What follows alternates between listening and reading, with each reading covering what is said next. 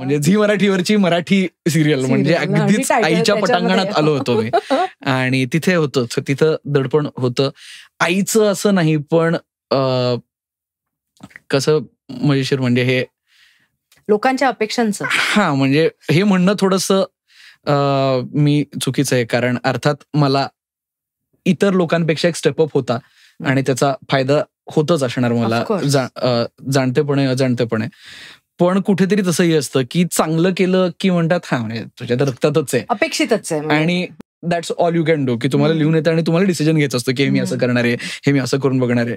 तर माझ्या डिसिजनमुळे आईबद्दल कोणी काही बोलू नये एवढंच प्रेशर होतं मला. बाकी कामाबद्दल काय, हल्ली सोशल मीडियाचा जमाना आहे, त्यामुळे तुम्हाला अत्यंतिक कौतुक करणारे आणि अत्यंतिक शिव्या देणारे ही माणसं भेटतातच, काहीही केलं किंवा नाही केलं तरी. त्यामुळे ते ठीक आहे, त्याचं मी नाही प्रेशर घेत. करेक्ट. मला सांग की सिरियल, फिल्म ह्याची प्रॉपर आर्थिक गणितं आहेत, तशीच आता नाटकातही यायला लागलेली आहेत.